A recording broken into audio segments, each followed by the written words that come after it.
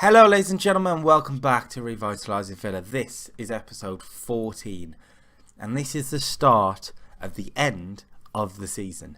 I have played on since that disappointing 2 losses, Sunderland and Wolves in the last episode. There are 4 league games left to play.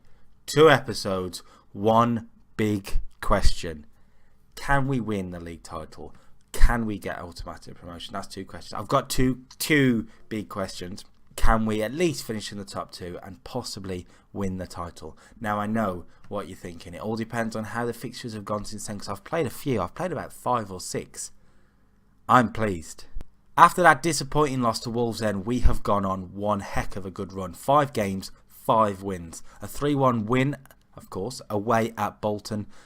Berke Bjarnason, Albert Adoma on the score sheet and a David Wheater own goal. He scored at both ends that game, the centre-back did, but it meant we were winning. On the TV then away at Hull, we beat Patrick Vieira's Hull Tigers. Andre Green getting the goal, which is good to see the youngsters scoring. It was a scrappy performance, but we got the win. That was what was important.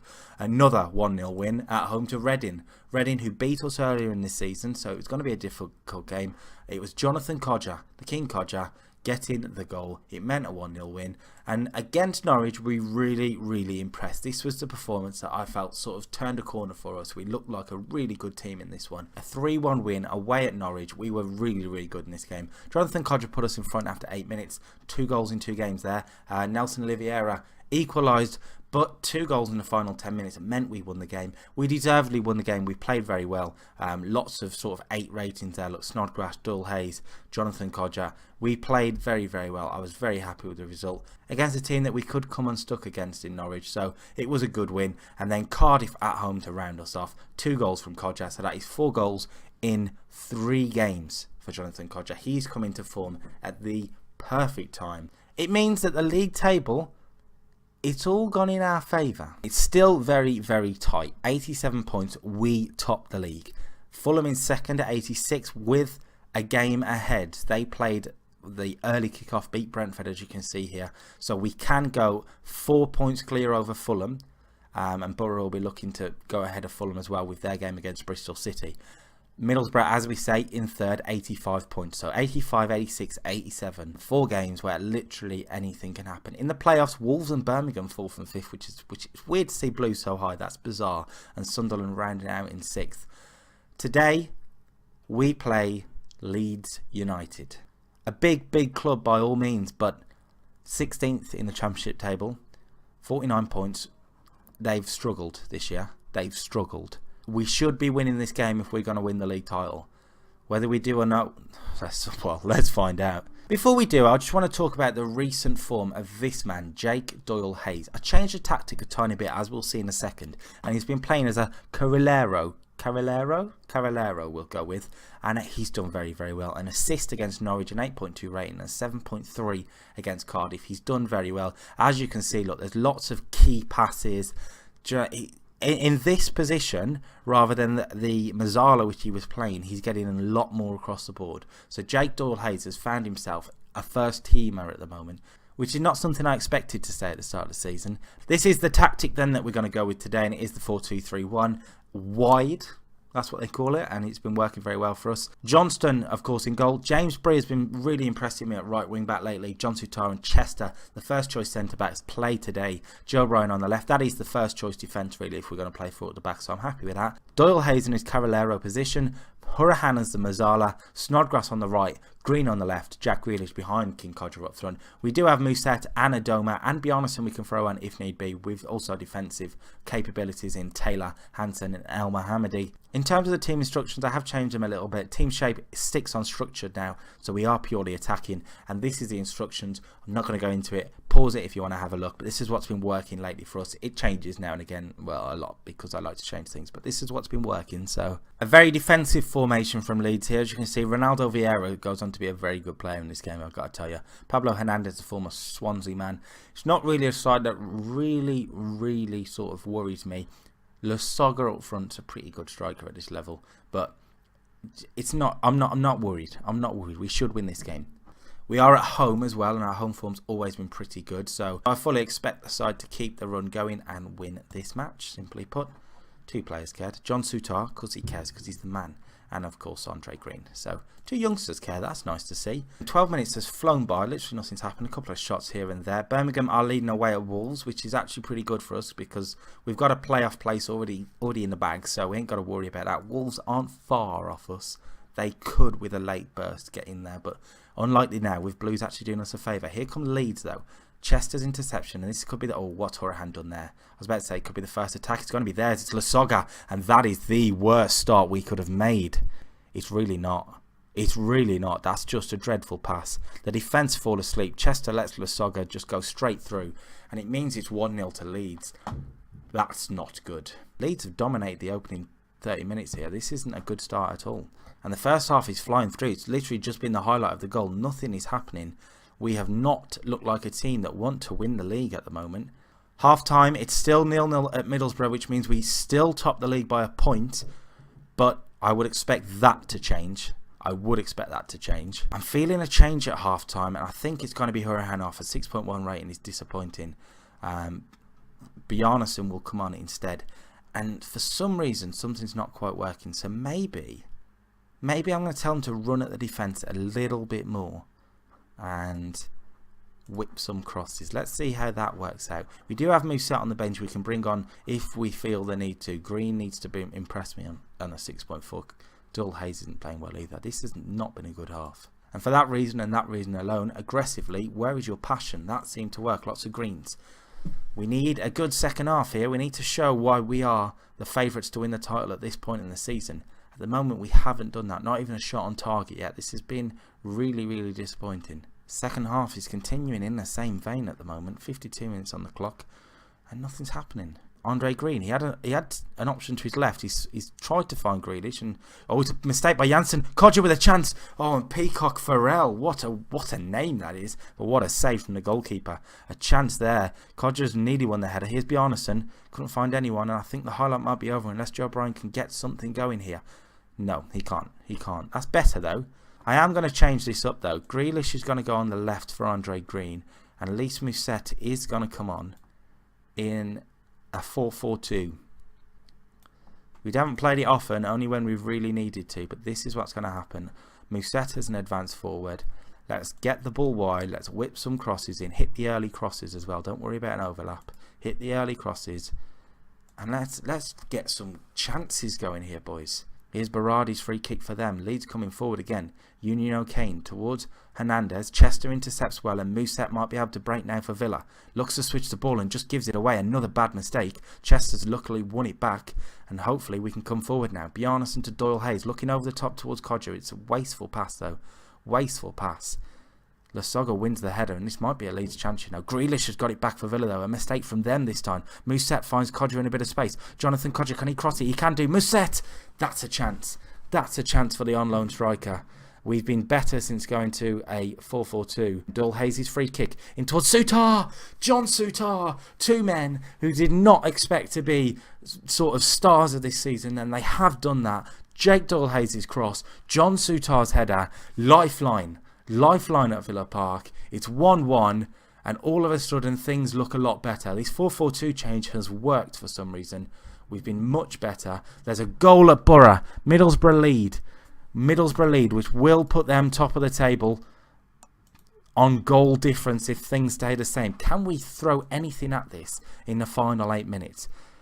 Codger's not having a good game, but I haven't really got anyone I can bring him on for. I'm thinking maybe a Doma for Doyle Hayes and really going for this in the final 10 minutes. A loss would be disastrous, of course, but I think if we play that sort of formation and whack it on overload, and team instructions wise, take more risks, higher tempo, more direct passing, pump the ball into the box. Let's do this. We've got 7 minutes. Let's try and grab some sort of winner. We've been much better in the second half, dominated the game. We've got ahead on stats. Can we get ahead on goals? It doesn't look like it. The time is absolutely flying by. Overload, thank you very much for killing off the game. And it's going to be 1-1 at Villa Park then. We didn't lose, and that's important. We didn't lose, but we are not going to be top of the table after this one. As you can see here, 88 points, 88 points, 86 points with 3 games to go. Literally anything can happen. I think we're going to need these two to mess up. I do think we're going to need Fulham or Middlesbrough to mess up somewhere along the line. We haven't lost. John Souttar has dug us out of a hole there. I will say though, if we lose a game in this final 3, I really worry for us. Our next game is against Ipswich. Not an easy game, but a game we should win, just like this one. And we will have to see if we do. It will take us into the next episode, the final episode. 2 games to end the season. It's going to be a big one. You make sure you watch that one. Not before watching this last game, of course. On to the second game very, very quickly. And today, Ipswich away. Middlesbrough are away at Derby, who haven't been performing this season. But Derby away is always a tricky, tricky tie. And Fulham are away at Millwall. Again, a tricky, tricky tie. I'm hoping we can put in a better performance. I'm tempted to go with a 4-4-2. I don't think I'm going to. I'm going to give this 4-2-3-1 that has worked so well another chance here.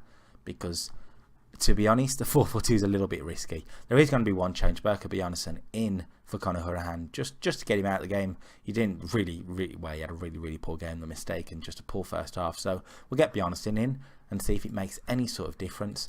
The 4-2-3-1 stays. Started the season going, I don't want to play a 4-2-3-1. I want to be different. I want wing backs.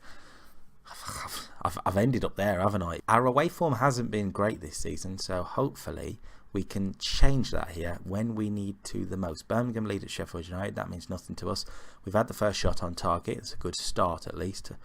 An early goal would be nice. Here come Villa coming forward. Here's Kodja finding Grealish. A lot of space for Jack Grealish. A good run as well and a shot from the edge of the box. Bielowski with a save, and that was a good early sighter for Jack Grealish. Straight away we come forward again, but it's a poor throw. And Waghorn for Ipswich. He's beaten. Well done, Chester. Well done.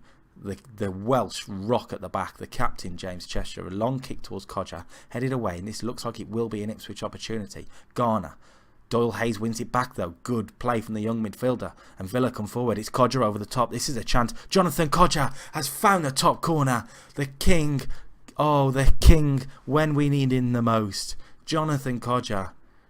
What a finish this is, by the way. Doyle Hayes does brilliantly to win it in the midfield. He's done that a few times over the past 6 or 7 games. A great ball by Grealish. And this finish from the edge of the box is superb. I mean, it looks even from 2D that the goalkeeper had a bit of a shocker. But it didn't matter. It's 1-0, and that will take us back to the top of the league, by the way, by 2 points if things stay the same.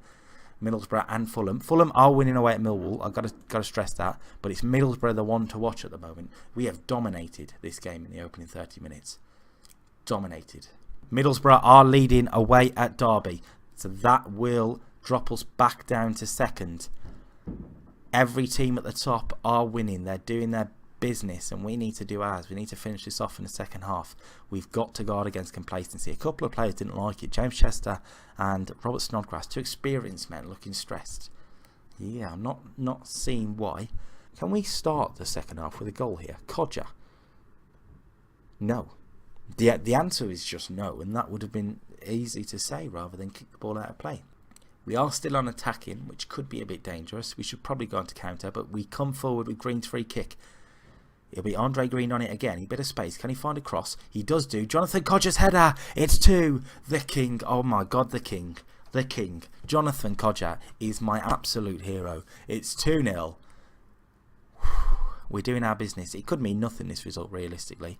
But it does set up a scintillating last 2 games, doesn't it? Green's cross.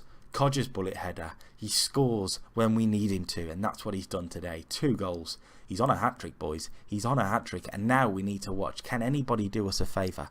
Fulham, Middlesbrough, can any of you guys mess up? It's a corner to us. It's Grealish with it. What a save that is. Kodja on the volley. Should have had a hat-trick, but Bielowski stopped him. There's a man at the back post if we can find him. We can't.